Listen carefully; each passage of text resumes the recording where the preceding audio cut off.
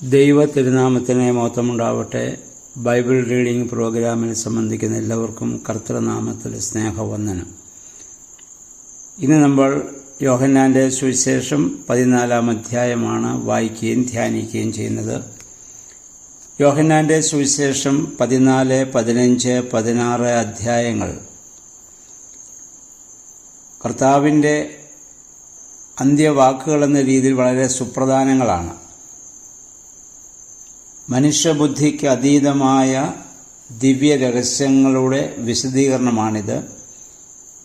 ഈ ഭാഗങ്ങൾ കർത്താവ് തന്നെ അനുഗമിച്ച് എല്ലാവരോടും പറഞ്ഞതല്ല, 12 സ്ത്രീഹന്മാരോടും മാത്രം പറഞ്ഞതാണ്. ഈ 3 അധ്യായങ്ങളിലെ ഓരോ വാക്യങ്ങളും ഒരുപാട് അർത്ഥം ഇത് നിറഞ്ഞതാണ്. അങ്ങനെ നമുക്ക് പൂർണ്ണമായി ഇത് വിശദീകരിച്ച് തരുവാൻ ഈ ക്ലാസ്സിലൂടെ സാധ്യമല്ല. അതുകൊണ്ട് പൊതുവായി കുറേ കാര്യങ്ങൾ പറയാം. അനേക പ്രാവശ്യങ്ങൾ നമ്മളിത് ആവർത്തിച്ച് വായിക്കുമ്പോൾ മാത്രമേ അതിൽ കുറച്ചെങ്കിലും നമുക്ക് മനസ്സിലാക്കുവാൻ സാധിക്കുകയുള്ളൂ. ആദ്യം കർത്താവരോട് ആവശ്യപ്പെടുന്നത്, നിങ്ങളുടെ ഹൃദയം കലങ്ങരുത്, നിങ്ങൾ ഭയപ്പെടരുത്. ദൈവത്തിൽ വിശ്വസിപ്പിൻ, എന്നിലും വിശ്വസിപ്പിൻ. അതായത് ദൈവത്തിലുള്ള ആശ്രയവും ദൈവത്തിലുള്ള വിശ്വാസവുമാണ് ഭയത്തെ നീക്കാനുള്ള പ്രധാനമായ ഘടകമെന്ന് പറയുന്നത്. കർത്താവ് പറഞ്ഞു, എൻ്റെ പിതൃഭവനത്തിൽ അനേക വാസസ്ഥലങ്ങളുണ്ട്. ഞാൻ നിങ്ങൾക്ക് വേണ്ടി സ്ഥലമൊരുക്കാൻ പോവുകയാണ്. ആദിമ സഭാപിതാക്കന്മാരായിരുന്ന ഐറേനിയസ്, അലക്സാണ്ട്രിയയിലെ വിശുദ്ധ ക്ലീമീസ് അവർ പറയുന്നു, ഈ അനേക വാസസ്ഥലങ്ങൾ എന്ന് പറയുന്നത് എല്ലാം ഒരുപോലെയല്ല, വ്യത്യസ്തങ്ങളായ വാസസ്ഥലങ്ങളത്രേ. അതായത് ഓരോരുത്തരും ജീവിച്ചിരിക്കുമ്പോൾ ചെയ്യുന്ന പ്രവൃത്തിക്കനുസരിച്ച് വളരെ വ്യത്യസ്തമായ രീതിയിലാണ് ഓരോരുത്തർക്കും അത് ലഭ്യമാവുക. ആ വാസസ്ഥലത്താണ് സ്ഥിരമായ നമ്മുടെ താമസം. ആ ലോകത്തെ ലക്ഷ്യമാക്കിയാണ് നമ്മൾ ഈ ഭൂമിയിൽ ജീവിക്കുന്നത്. അതുകൊണ്ട് വിശ്വാസ പ്രമാണത്തിൽ ചൊല്ലുന്നു, മരിച്ചുപോയവരുടെ ആ ഉയർപ്പിനും വരുവാനിരിക്കുന്ന ആ ലോകത്തിലെ പുതിയ ജീവനുമായി നമ്മൾ നോക്കിപ്പാർക്കുന്നവരാണ്. കർത്താവ് പറഞ്ഞു, അങ്ങനെ ഒരു അവസ്ഥ നിങ്ങൾക്കില്ലായിരുന്നെങ്കിൽ ഞാൻ നിങ്ങളോട് തീർച്ചയായും പറയുമായിരുന്നു. കർത്താവ് പറഞ്ഞിട്ടുള്ളതൊക്കെ സ്പഷ്ടമായിട്ടാണ് പറഞ്ഞിട്ടുള്ളത്. അസത്യമായ ഒരു കാര്യവും കർത്താവ് തൻ്റെ സ്ത്രീഹന്മാരെ പഠിപ്പിച്ചിട്ടില്ല. അപ്പം അതുകൊണ്ട് ആ ലോകത്തെ ലക്ഷ്യമാക്കി ജീവിക്കുന്നതുകൊണ്ട് ഈ ലോകത്തിൻ്റെ സുഖഭോഗങ്ങളോട് വിശ്വാസി യാത്ര പറയേണ്ടവനാണ്. അവർക്ക് പീഡനങ്ങൾ അനുഭവിക്കേണ്ടി വരും, കുരിശ് വഹിക്കേണ്ടി വരും. പക്ഷേ അതോടൊപ്പം ഈ വലിയ സന്തോഷത്തിൻ്റെ, ദൈവാനുഭവത്തിൻ്റെ ആ വലിയ നാളുകൾ അവർക്ക് വേണ്ടി കാത്തിരിക്കുന്നു. ഞാൻ നിങ്ങൾക്ക് സ്ഥലമൊരുക്കാൻ പോകുന്നു. അപ്പം നമുക്ക് മുന്നമേ കർത്താവ് പോയി നമുക്ക് സ്ഥലമൊരുക്കുകയാണ്. എബ്രായർ 6:20 പൗലോസ്ലീഹ പറയുന്നു, അവിടെ യേശു മുൻകൂട്ടി പ്രവേശിക്കുകയും ചെയ്തിരിക്കുന്നു നമുക്ക് വഴിയൊരുക്കാൻ. ക്രിസ്തുവിൻ്റെ ആത്യന്തികമായ വിജയത്തെക്കുറിച്ച് താൻ പറയുന്നു, ഞാൻ വീണ്ടും വരും. ക്രിസ്തീയ ചിന്തയിലും പ്രഘോഷണങ്ങളിലും ശരിയായ ഊന്നൽ കൊടുത്തു കാണാത്ത ഒരു വിശ്വാസ സത്യമാണിത്. നമ്മളിതൊക്കെ പറയാറുണ്ടെങ്കിലും വരുമോ എന്നുള്ള സംശയത്തിലാണ് ഇന്ന് സഭയിൽ ഭൂരിപക്ഷം ആളുകളും ജീവിക്കുന്നത്. തൻ്റെ രണ്ടാമത്തെ വരവിനെക്കുറിച്ച് നമ്മുടെ കർത്താവ് വളരെ വ്യക്തമായി സംസാരിച്ചിട്ടുണ്ട്. അത് പൗലോസ്ലീഹയുടെ ലേഖനങ്ങളിലൊക്കെ അതൊക്കെ വീണ്ടും വീണ്ടും ആവർത്തിച്ച് നമുക്ക് കേൾക്കാൻ സാധിക്കുന്നുമുണ്ട്. പിന്നെ കർത്താവ് പറഞ്ഞു, ഞാൻ എവിടെയായിരിക്കുമോ അവിടെയായിരിക്കും നിങ്ങളും എന്ന് പറഞ്ഞാൽ എത്ര മഹത്വവും ആശ്വാസദായകവുമായൊരു വാഗ്ദാനമാണ് കർത്താവ് നൽകിയത്. സ്വർഗാരോഹണം ചെയ്ത് കർത്താവ് എവിടെയായിരിക്കുന്നുവോ അവിടെയാണ് സ്വർഗം. ആ സ്വർഗരാജ്യത്തെ ഇപ്പോൾ നമ്മൾ കാണുന്നത് വിശ്വാസത്തിൻ്റെ കണ്ണുകളാലാണ്, അഥവാ ഒരു നിഴൽ പോലെയാണ്. എന്നാൽ ഒരു ദിവസം നമുക്ക് വരും, അന്ന് നമ്മൾ അത് വ്യക്തമായി കാണുന്നു. പൗലോസ്ലീഹ പറയുന്നത്, ഇപ്പോൾ നമ്മൾ കടമൊഴിയായി കാണുന്നു, കണ്ണാടിയിൽ കാണുന്നു. കണ്ണാടിയിൽ നമ്മുടെ രൂപത്തെ നമ്മൾ കാണുന്നുണ്ട്. നമുക്കറിയാം അത് നമ്മുടെ രൂപത്തിൻ്റെ ഒരു ഷാഡോ മാത്രമാണ്. ആയതുപോലെ ഇന്ന് വിശ്വാസത്തിൻ്റെ കണ്ണുകളാൽ കാണുന്ന നാം കർത്താവിനെ മുഖാമുഖം കാണുന്നൊരു ദിവസം നമുക്കുണ്ട്. ആ ദിവസത്തെ ലക്ഷ്യമാക്കിയാണ് ഈ ഭൂമിയിൽ നമ്മൾ ജീവിക്കേണ്ടത്. അപ്പോൾ കർത്താവ് പറഞ്ഞു, എനിക്ക് പോകാനുള്ള സമയമായി. തോമാശ്ലീഹ ചോദിക്കുന്നുണ്ട്, നീ എവിടെയാണ് പോകുന്നത്? അവിടേക്കുള്ള വഴി ഞങ്ങൾക്ക് ഒന്ന് കാണിച്ചു തരുമോ? അപ്പോൾ യേശു പറഞ്ഞു, ഞാൻ തന്നെയാണ് വഴിയും സത്യവും ജീവനും. 3 കാര്യങ്ങളാണ് കർത്താവ് പറഞ്ഞത്. 1, താൻ വഴിയാണ്. 2, സത്യമാണ്. 3, ജീവനാണ്. യോഹന്നാന്റെ സുവിശേഷം 10-ാം അധ്യായത്തിൽ ആടുകളെക്കുറിച്ച് ഞാൻ നല്ല ഇടയനാകുന്നുവെന്ന് കർത്താവ് പറഞ്ഞപ്പോൾ പറഞ്ഞു, ഞാൻ വാതിലാണ്. അത് സ്വർഗരാജ്യത്തിലേക്കുള്ള വാതിൽ എന്ന് പറയുന്നത് കർത്താവ് മാത്രമാണ്. ആ വഴിയിലൂടെ മാത്രമേ നമുക്ക് ദൈവസന്നിധിയിൽ എത്തിച്ചേരാൻ സാധിക്കുകയുള്ളൂ. സങ്കീർത്തനം 27-ാം സങ്കീർത്തനത്തിൽ അതുകൊണ്ട് ദാവീദ് പ്രാർത്ഥിച്ചു, കർത്താവേ, നിന്റെ വഴി എന്നെ പഠിപ്പിക്കണമേ.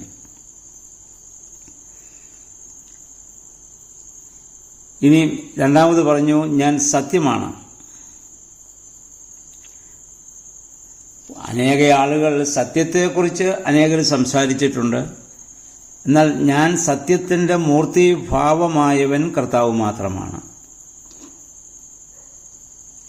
അപ്പോൾ അങ്ങനെ കർത്താവിന് മാത്രമേ അങ്ങനെ പറയാൻ സാധിച്ചിട്ടുള്ളൂ. ഞാനാണ് വഴി, ഞാനാണ് സത്യം, ഞാനാണ് ജീവൻ. യോഹന്നാന്റെ സുവിശേഷം 8-ാം അധ്യായത്തിൽ നമ്മൾ ചിന്തിച്ചു, സത്യം നിങ്ങളെ സ്വതന്ത്രരാക്കും. ആ ക്രിസ്തുവാണ് യഥാർത്ഥ സത്യം. ആ സത്യം നമ്മൾ വസിക്കുമ്പോഴാണ് നമ്മൾ സ്വാതന്ത്ര്യമുള്ളവരായിട്ട് തീരുക. 3-ാമത് ഞാൻ പറഞ്ഞു, ഞാനാണ് ജീവൻ. ജീവന്റെ വഴിയെക്കുറിച്ച് അനേകർ പറഞ്ഞിട്ടുണ്ട്. പഴയ നിയമത്തിലൊക്കെ നമുക്കിത് കാണാൻ പറ്റും. എന്നാൽ ജീവന്റെ പൂർണ്ണത, ആ ജീവന്റെ ദാതാവ് സാക്ഷാൽ യേശുക്രിസ്തുവാണ്. ഞാനാണ് ജീവനെന്ന് തർപ്പിച്ച് പറയുവാൻ സാധിച്ചിട്ടുള്ളത് നമ്മുടെ കർത്താവിന് മാത്രമാണ്. മറ്റെല്ലാ മതസ്ഥാപകരും ദൈവത്തെങ്കിലേക്കുള്ള വഴി ചൂണ്ടിക്കാണിക്കും. ഞാൻ നേരത്തെ പറഞ്ഞിട്ടുണ്ടല്ലോ, ബോർഡിൻ്റെ ജോലിയാണ് പലപ്പോഴും ഇപ്പോൾ സഭയിൽ നടക്കുന്നുള്ളൂ. ബോർഡ് ഒരു സ്ഥലത്തേക്കുള്ള വഴി നമുക്ക് കാണിച്ചു തരും. ബോർഡ് ഒരിക്കലും ആ സ്ഥലത്തെത്തുന്നില്ല. പക്ഷേ കർത്താവ് കൂടെ നടന്ന് നമ്മളെ വഴി നടത്തുന്നവനാണ്. ഇടയനും ആടും തമ്മിലുള്ള ബന്ധത്തിൽ കർത്താവ് അത് പറഞ്ഞു. ആടിൻ്റെ കൂടെ നടക്കുന്നവനാണ്, അവന് മുന്നമെന്ന നടന്നു പോകുന്നവനാണ് യഥാർത്ഥ ഇടയൻ. ആ യഥാർത്ഥ ഇടയനാണ് നമ്മുടെ കർത്താവ്. മറ്റെല്ലാ മതസ്ഥാപകരും ആ വഴി മാത്രമേ നമുക്ക് കാണിച്ചു തരുന്നുള്ളൂ. അതുകൊണ്ടാണ് അപ്പോസ്തലപ്രവൃത്തികൾ വായിച്ചത്, മറ്റൊരുവനിലും രക്ഷയില്ല, കർത്താവിൽ മാത്രം രക്ഷിക്കപ്പെടുവാൻ ആകാശം കീഴിൽ നൽകപ്പെട്ട മറ്റൊരു നാമവുമില്ല. ദൈവത്തെ ആരും ഒരു നാളും കണ്ടിട്ടില്ല എന്ന് യഹൂദന്മാരും അങ്ങനെ തന്നെ വിശ്വസിച്ചിരുന്നു. ആ കാലത്താണ് കർത്താവ് പറയുന്നത്, എന്നെ കണ്ടവൻ പിതാവിനെ കണ്ടുവെന്ന്. അദൃശ്യനായ ദൈവം തന്നിൽ ദൃശ്യമായിരിക്കുന്നു എന്ന സത്യമാണ് കർത്താവ് ഇവിടെ വെളിപ്പെടുത്തുന്നത്. അതല്ലെങ്കിൽ പഴയ നിയമത്തിലും പുതിയ നിയമത്തിലും പറയുന്ന ദൈവത്തിൻ്റെ സ്നേഹം, ദൈവത്തിൻ്റെ കരുണ, ദൈവത്തിൻ്റെ വാക്കുകൾ, പ്രവൃത്തികളെല്ലാം യേശുക്രിസ്തുവിലൂടെ ലോകത്തിന് വ്യക്തമായി വെളിപ്പെടുത്തപ്പെട്ടു. എന്നിട്ട് കർത്താവ് ഇവിടെ പീലിപ്പോസിനോട് ചോദിക്കുന്നുണ്ട്, പീലിപ്പോസ്, ഇത്രയും നാള് എൻ്റെ കൂടെ ആയിരുന്നിട്ട് നീ ഇതൊന്നും അറിയുന്നില്ലേ? പ്രിയമുള്ളവരെ, ഇത് നമ്മളോടുകൂടെ ചോദിക്കുന്ന ചോദ്യമാണ്. യേശുവിനെ ജീവിതത്തിൻ്റെ എത്രയോ പ്രതിസന്ധി ഘട്ടങ്ങളിലൂടെ, അനുഭവങ്ങളിലൂടെയൊക്കെ നമ്മൾ തിരിച്ചറിഞ്ഞവരാണ്. പക്ഷേ യഥാർത്ഥത്തിൽ നമ്മൾ ക്രിസ്തുവിനെ അറിഞ്ഞിട്ടുണ്ടോ? ഇത്രയും നാൾ ബൈബിൾ വായിച്ചിട്ട്, ഇത്രയും നാൾ പ്രാർത്ഥിച്ചിട്ട്, ഇത്രയും നാൾ ആരാധന നടത്തിയിട്ട്, ക്രിസ്ത്യാനി എന്ന പേരിൽ നമ്മൾ ജീവിച്ചിട്ട് യഥാർത്ഥത്തിൽ ക്രിസ്തുവിനെ അറിഞ്ഞിട്ടുണ്ടോ? ഇത് പീലിപ്പോസിനോട് ചോദിച്ച ചോദ്യം നമ്മളോടുള്ള ചോദ്യമാണ്. യഥാർത്ഥത്തിൽ അറിഞ്ഞിട്ടില്ലെങ്കിൽ ഇന്നു മുതൽ അറിയാനുള്ള ശ്രമം നമുക്ക് ആവശ്യമാണ്. എന്നിൽ വിശ്വസിക്കുന്നവൻ ഞാൻ ചെയ്തതിലും ചെയ്യും, ഞാൻ ചെയ്തതുപോലെ ചെയ്യും, അതിലധികമായിട്ടുള്ളതും ചെയ്യും. നമുക്കറിയാം, കർത്താവിന് ശേഷം കർത്താവിൽ വിശ്വസിച്ച കർത്താവിൻ്റെ ശിഷ്യന്മാര് കർത്താവ് ചെയ്തതിലും വലിയ കാര്യങ്ങൾ ചെയ്തതായി നമുക്ക് കാണാൻ പറ്റും. ഒരു ഉദാഹരണമാണ് അപ്പോസ്തലപ്രവൃത്തികൾ 5-ാം അധ്യായം നമ്മൾ വായിക്കുന്നുണ്ട്. പത്രോസ് ശ്ലീഹ നടന്നു പോകുമ്പോൾ അദ്ദേഹത്തിൻ്റെ നിഴൽ തട്ടുവാൻ രോഗികളെ വഴിയരിയിൽ കൊണ്ടുകിടത്തിയെന്നും പത്രോസിൻ്റെ നിഴൽ തട്ടിയ രോഗികൾ സൗഖ്യം പ്രാപിച്ചെന്നും. കർത്താവ് തൻ്റെ വാക്കുകൊണ്ടും സ്പർശനം കൊണ്ടും സാന്നിധ്യം കൊണ്ടും പലരെ മരിച്ചവരെയൊക്കെ കർത്താവ് ഓർപ്പിച്ചിട്ടുണ്ട്, രോഗികൾക്ക് സൗഖ്യം കൊടുത്തിട്ടുണ്ട്. പക്ഷേ കർത്താവിൻ്റെ നിഴൽ തട്ടി രോഗികൾ സൗഖ്യം പ്രാപിച്ചതായി നമ്മൾ ബൈബിളിൽ വായിക്കുന്നില്ല. അപ്പോസ്തലപ്രവൃത്തികൾ അതിൻ്റെ ഒരു 18-ാം അധ്യായം നമ്മൾ കാണുന്നുണ്ട്. പത്രോസിൻ്റെ മെയ്മേൽ നിന്ന് റൂമാൽ കൊണ്ടിട്ട രോഗികൾ സൗഖ്യം പ്രാപിച്ചു എന്ന്. റൂമാൽ എന്ന് പറഞ്ഞാൽ ടവൽ എന്നാണല്ലോ. പത്രോസ് ശ്ലീഹ തൻ്റെ വിയർപ്പ് തുടക്കാൻ തോളിൽ ഉപയോഗിച്ചിരുന്ന ടവൽ, ഇത് പൗലോസ് ശ്ലീഹ അദ്ദേഹത്തിന് ചെല്ലാൻ സാധിക്കാഞ്ഞതുകൊണ്ട് ആ ടവല് വിശ്വാസത്തോടെ കൊണ്ടിട്ട രോഗികൾ സൗഖ്യം പ്രാപിച്ചു എന്ന്. ഇപ്പോൾ കർത്താവ് ചെയ്തതിലും വലിയ കാര്യങ്ങൾ കർത്താവിൽ വിശ്വസിച്ച പരിശുദ്ധാത്മാവിനാൽ വഴി നടത്തപ്പെട്ട ശ്ലീഹന്മാർ മുഖാന്തരം ആദിമസഭയിൽ നടന്നുവെന്ന് വളരെ വ്യക്തമാണ്. അതുകൊണ്ട് കർത്താവ് പറഞ്ഞു, എന്നിൽ വിശ്വസിക്കുന്നവൻ ഞാൻ ചെയ്തതിലും വലിയ കാര്യങ്ങൾ ചെയ്യുമെന്ന്. പിന്നെ കർത്താവിടെ പറയുന്നത്, എൻ്റെ നാമത്തിൽ നിങ്ങൾ ചോദിക്കുന്നതെല്ലാം പിതാവ് നിങ്ങൾക്ക് നൽകും. അപ്പോൾ ഇത് നമ്മൾ പല കാര്യങ്ങളും ഇത് പലപ്പോഴും നമ്മൾക്ക് തെറ്റിദ്ധാരണ ഉണ്ടാക്കി നമ്മൾ പല കാര്യങ്ങളും കർത്താവിനോട് ചോദിക്കാറുണ്ട്. ഭൗതികമായ പല ആവശ്യങ്ങളും. അതിനെക്കുറിച്ചല്ല കർത്താവ് ഇവിടെ പറയുന്നത്. ദൈവനാമത്തിൽ ചോദിക്കാൻ സാധിക്കുന്നത് ശത്രുസംഹാരത്തിനു വേണ്ടി ചോദിക്കാൻ നമുക്കാവില്ല. നമ്മുടെ മനസ്സിൻ്റെ മോഹങ്ങൾ നിവർത്തിച്ച് കിട്ടാൻ വേണ്ടി യാചിക്കാൻ നമുക്കാവില്ല. നമുക്ക് ദൈവനാമത്തിൽ യാചിക്കാൻ സാധിക്കുന്നത് നിന്റെ ഇഷ്ടമെന്താണോ അത് എന്നിൽ നിറവേറണമെന്ന് മാത്രമേ ഉള്ളൂ. ഇതായിരുന്നു കർത്താവ് ചോദിച്ചത്. പിതാവേ, കഴിയുമെങ്കിൽ ഈ പാനപാത്രം നീങ്ങണം, എങ്കിലും എൻ്റെ ഇഷ്ടമല്ല അവിടുത്തെ ഇഷ്ടം എന്നിൽ പൂർണ്ണമാവട്ടെ. അതാണ് യഥാർത്ഥ പ്രാർത്ഥന. കർത്താവിൻ്റെ നാമത്തിൽ നമുക്ക് ചോദിക്കാൻ പറ്റുന്നത് മാത്രമാണ്. അതാണ് നമ്മൾ ചോദിക്കേണ്ടത്. നമ്മുടെ ആഗ്രഹങ്ങളൊക്കെ നമുക്ക് പങ്കുവയ്ക്കാം, എന്നാൽ അത് ദൈവഹിതമാണെങ്കിൽ മാത്രം എന്നിൽ നിറവേറപ്പെട്ടാൽ മതി എന്ന് പറയാനുള്ള ആ വലിയ ഒരു വളർച്ച നമുക്ക് ആവശ്യമാണ്. പരിശുദ്ധ അമ്മ ഇതന്നെയാണല്ലോ മാലാഖയുടെ അറിയിപ്പുണ്ടായപ്പോൾ ഇതാൻ കർത്താവിൻ്റെ ദാസി, അവിടുത്തെ ഹിതം പോലെ എനിക്ക് ഭവിക്കട്ടെ. നമ്മളൊക്കെ നമ്മുടെ ഹിതമനുസരിച്ച് ദൈവം പ്രവർത്തിക്കാൻ ആഗ്രഹിക്കുകയും പ്രാർത്ഥിക്കുകയും ചെയ്യുന്നു. ദൈവനാമത്തിൽ നമ്മൾ ചോദിക്കുമ്പോൾ നമ്മൾ യാചിക്കേണ്ടത് ദൈവത്തിന് വേണ്ടി മാത്രമാണ്, ആ പരിശുദ്ധാത്മാവിന് വേണ്ടി മാത്രമാണ്. ഇനി പരിശുദ്ധാത്മാവിനെ നിങ്ങൾക്ക് നൽകുമെന്ന് ആ വാക്തത്വമാണ് 16 വാക്യങ്ങൾ നമ്മൾ വായിക്കുന്നത്. ഞാൻ പോകുന്നു. ആശ്വാസദായകൻ നിങ്ങളുടെ ഇടയിൽ വരും. അതിൻ്റെ ഗ്രീക്ക് പദമാണ് പാറക്കലീത്ത. ഇംഗ്ലീഷിൽ അതിന് അഡ്വക്കേറ്റ്, ഇൻ്റർസെസർ, കംഫോർട്ടർ എന്നിങ്ങനെ അർത്ഥങ്ങളുണ്ട്. അഥവാ കാര്യസ്ഥൻ, മധ്യസ്ഥൻ, സഹായി, ആശ്വാസദായകൻ. ഈ വാക്കുകളൊക്കെ പരിശുദ്ധാത്മാവിനെ സൂചിപ്പിക്കാൻ ഉപയോഗിക്കുന്നു. ആശ്വാസദായകൻ ഞാൻ അയക്കും, അവൻ നിങ്ങളുടെ അടുക്കൽ വരും, എൻ്റെ പിതാവ് അയക്കും, നിങ്ങളുടെ അടുക്കൽ വരുമെന്ന് പറഞ്ഞപ്പോൾ ആ ത്രിത്വത്തിൽ മൂന്നാമനെക്കുറിച്ചുള്ള ഒരു വ്യക്തമായ കാഴ്ചപ്പാട് കർത്താവ് ഇവിടെ നമുക്ക് നൽകുന്നുണ്ട്. പിതാവുണ്ട്, പുത്രനായ ഞാനുണ്ട്, ഇനി പരിശുദ്ധാത്മാവെന്ന ആശ്വാസദായകൻ നിങ്ങളുടെ ഇടയിലേക്ക് വരും. പിതാവിൻ്റെയും പുത്രൻ്റെയും പ്രതിനിധിയായി ഇനി ലോകത്തിൽ പ്രവർത്തിക്കാൻ പോകുന്നത് പരിശുദ്ധാത്മാവാണ്.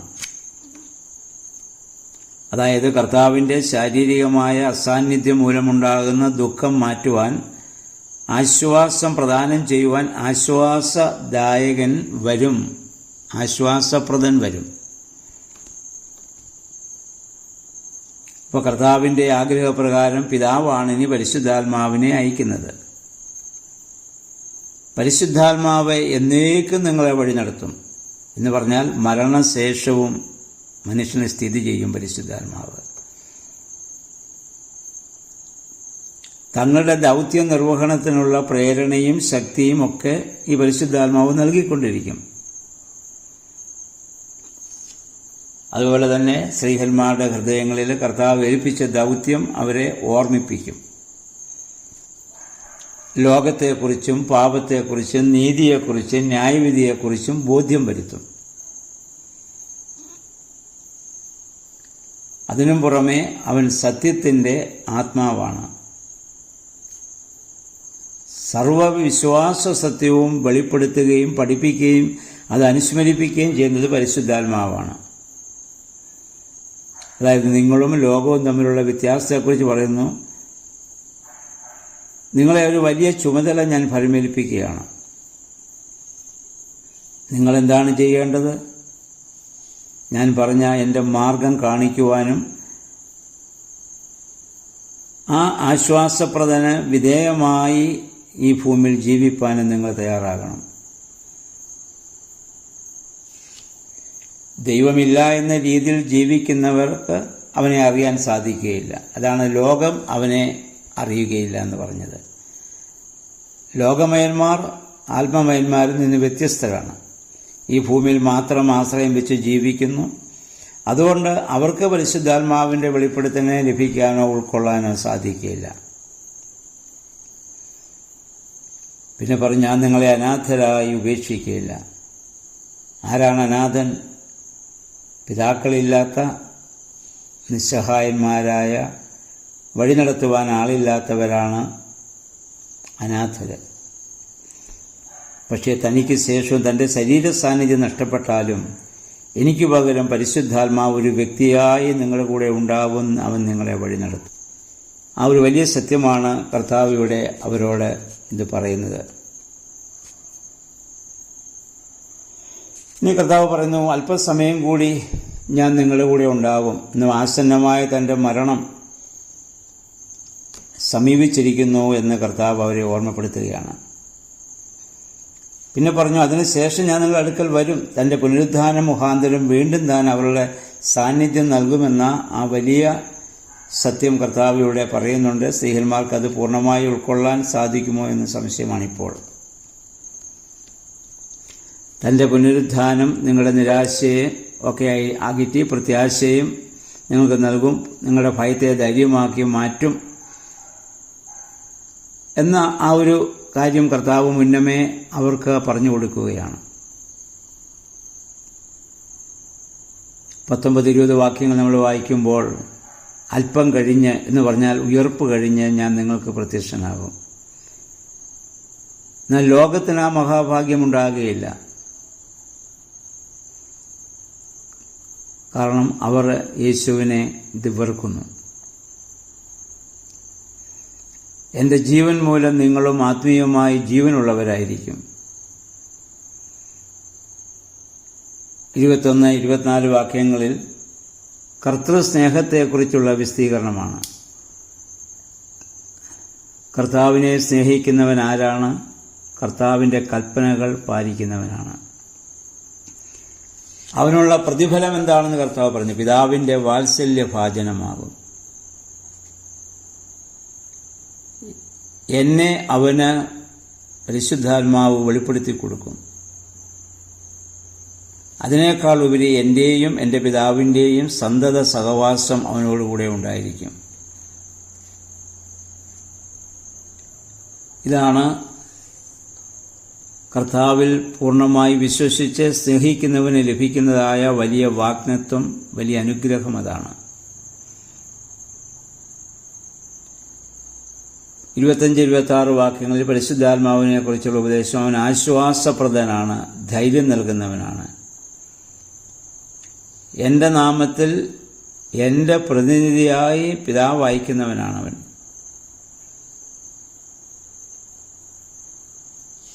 പരിശുദ്ധാത്മാവ് നിങ്ങളെ സ്നേഹന്മാരെ സർവവും രക്ഷയ്ക്കാസ്പദമായ സർവവും പരിശുദ്ധാത്മാവ് നിങ്ങളെ പഠിപ്പിക്കും. അതാണ് സകല സത്യത്തിലേക്കും നിങ്ങളെ വഴി നടത്തും. വഴി നടത്തിയെന്നല്ല. അതിനുശേഷം ആ പരിശുദ്ധാത്മാവിനാൽ സഭയിൽ പിതാക്കന്മാർ വഴി നടത്തപ്പെട്ടതാണ് പിന്നീട് ലഭിച്ചിട്ടുള്ളത് സകലതും. ആ വഴിനടത്തലിൻ്റെ ഭാഗമാണ് രേഖാമൂലം നമുക്ക് എഴുതി കിട്ടിയിരിക്കുന്ന ദൈവത്തിൻ്റെ വചനവും. ഇതൊക്കെ പരിശുദ്ധാത്മാവിൻ്റെ നടത്തിപ്പിൻ്റെ ഭാഗമാണ്. സഭയിൽ പിതാക്കന്മാരുടെ ഉപദേശങ്ങൾ, പഠിപ്പിക്കലുകൾ, ത്രിത്വത്തെക്കുറിച്ച്, കർത്താവിനെക്കുറിച്ച്, ദൈവത്തെക്കുറിച്ചൊക്കെയുള്ള പഠിപ്പിക്കലുകൾ പരിശുദ്ധാത്മാവിൻ്റെ വെളിപ്പെടുത്തലിലൂടെ പിന്നീട് സഭയ്ക്ക്, സഭാപിതാക്കന്മാർക്ക് ലഭ്യമായതാണ്. ഇപ്പോൾ സ്ത്രീഹന്മാർ വഴിയല്ലാതെ, സഭയിൽ കൂടിയല്ലാതെ സ്വയം പഠിച്ച് ആർക്കും അങ്ങനെ ആകാൻ സാധിക്കുകയില്ല. പരിശുദ്ധാത്മാവെന്ന കാര്യസ്ഥനത് പഠിപ്പിക്കണം. പരിശുദ്ധാത്മാവിൻ്റെ പ്രത്യേകത എല്ലാ കാലത്തും അവൻ ഒരുപോലെ മാത്രം പഠിപ്പിക്കുന്നവനാണ്, സത്യം മാത്രം പറയുന്നവനാണ്. അല്ലാതെ കാലഘട്ടത്തിനനുസരിച്ച് മാറി മാറി പറയുന്നവനും മാറി മാറി പഠിപ്പിക്കുന്നവനുമല്ല. പിന്നെ പഴയ നിയമത്തിലും പുതിയ നിയമത്തിലും പരിശുദ്ധാത്മാവിനെ കുറിച്ച് ഒരുപാട് തിരുവെഴുത്തുകളുണ്ട്. അത് മുഴുവൻ നമുക്കിപ്പോൾ വായിച്ച് മനസ്സിലാക്കാൻ പ്രായോഗിക ബുദ്ധിമുട്ടുണ്ട്. ഒരുപാട് സ്ഥലങ്ങളിൽ പരിശുദ്ധാത്മാവ് വരുമ്പോൾ എന്ത് സംഭവിക്കും, എങ്ങനെ നടത്തും എന്നൊക്കെ ഒരുപാട് കാര്യങ്ങൾ നമുക്ക് പഴയ നിയമം മുതൽ നമുക്കിത് കാണാൻ സാധിക്കും. ഇനി കർത്താവ് പറയുന്നു, എൻ്റെ 27 വാക്യമൊക്കെ വരുമ്പോൾ, കർത്താവിൻ്റെ സമാധാനം ഞാൻ നിങ്ങൾക്ക് തരും. എൻ്റെ സമാധാനം ലോകം തരുന്ന സമാധാനമല്ല. ലോകം തരുന്ന സമാധാനം അനുഭവിക്കുമ്പോൾ തീർന്നു പോകുന്നതും അല്ലെങ്കിൽ അതിൽ ഒരു മുരടിപ്പ് തോന്നുന്നതാണ്. പക്ഷേ ദൈവികമായ സമാധാനമെന്ന് പറയുന്നത് ഏതൊരു പ്രതിസന്ധി ഘട്ടങ്ങളിലും അനുഭവിക്കാൻ സാധിക്കുന്ന വലിയൊരു ആനന്ദം തന്നെയാണ്. നമുക്കൊക്കെ വാഹനങ്ങളില്ലാതിരുന്ന സമയത്ത് നമ്മൾ വാഹനത്തിന് വേണ്ടി ആഗ്രഹിച്ചു. അത് ലഭിച്ചപ്പോൾ നമുക്ക് വലിയ സന്തോഷമുണ്ടായി, സമാധാനമുണ്ടായി, ആഗ്രഹിച്ച് എനിക്ക് ലഭിച്ചു. പക്ഷേ കുറേ നാൾ ഉപയോഗിച്ച് കഴിഞ്ഞപ്പോൾ നമുക്കതിനോട് വെറുപ്പ് തോന്നി. അതിനേക്കാൾ വലുതിലേക്ക് നമ്മുടെ മനസ്സുപോയി. എല്ലാ കാര്യങ്ങളും അങ്ങനെയല്ലേ? അതാണ് ലോകം തരുന്ന സമാധാനം ശാശ്വതമല്ല, അത് താൽക്കാലികമാണ്, അത് നിന്നുപോകും. പക്ഷെ ദൈവിക സമാധാനം ഏത് പ്രതിസന്ധി ഘട്ടങ്ങളിലും അനുഭവിക്കാൻ സാധിക്കുന്നതാണ്.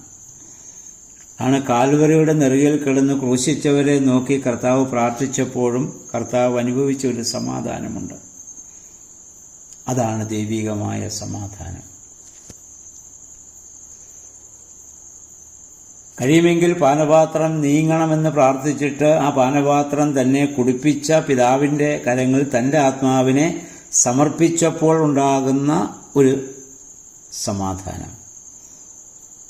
അതാണ് ഏത് ജീവിത പ്രതിസന്ധി ഘട്ടങ്ങളിലും മനസ്സാഗ്രഹിക്കുന്ന പോലെ കാര്യങ്ങൾ നടന്നില്ലെങ്കിലും വിരുദ്ധമായി നടന്നാൽ പോലും അനുഭവിക്കുന്ന സമാധാനമാണ് ദൈവികമായ സമാധാനം. അത് ദൈവവചനത്തിൻ്റെ വായനയിലൂടെ, ധ്യാനത്തിലൂടെ, പ്രാർത്ഥനയിലൂടെ, ആരാധനയിലൂടെ, ദൈവവുമായുള്ള നിരന്തര സമ്പർക്കത്തിലൂടെ മാത്രം നമുക്ക് ലഭിക്കുന്നതാണ്. ആ സമാധാനം പ്രാപിച്ച ഒരുവനെ, അതാ പൗലോസ്ലീഹ പറഞ്ഞത്, ഇനി ലോകത്തിലുള്ള ഒരു ശക്തിക്കും ദൈവസ്നേഹത്തിൽ നിന്ന് വേർപെടുത്താനാവില്ല.